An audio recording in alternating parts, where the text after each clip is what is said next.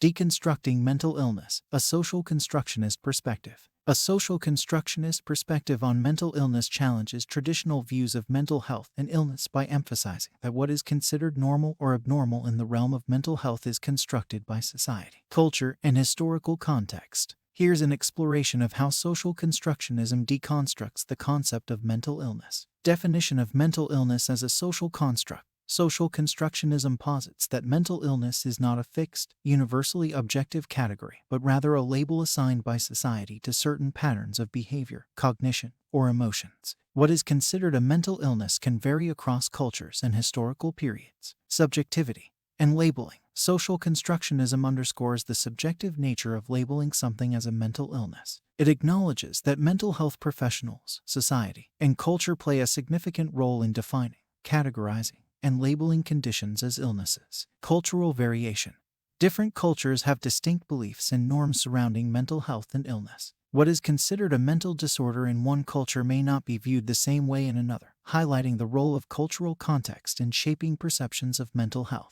Historical change. The concept of mental illness has evolved over time, with shifts in understanding, diagnosis, and treatment approaches. Social constructionism emphasizes how societal attitudes and historical developments influence the concept of mental illness. Power and authority. Social constructionism highlights the influence of power dynamics and authority figures, such as mental health professionals and institutions, in defining and controlling the discourse around mental illness. These authorities have the capacity to shape public perceptions and policy. Stigmatization. The social constructionist perspective acknowledges how labeling individuals as mentally ill can lead to stigmatization and discrimination, affecting their social standing and access to resources. Pathologizing normal behaviors. Social constructionism suggests that society sometimes pathologizes behaviors or experiences that are variations of normal human experiences. For example, shyness, sadness, or hyperactivity might be labeled as disorders when they fall outside culturally determined norms. Medicalization.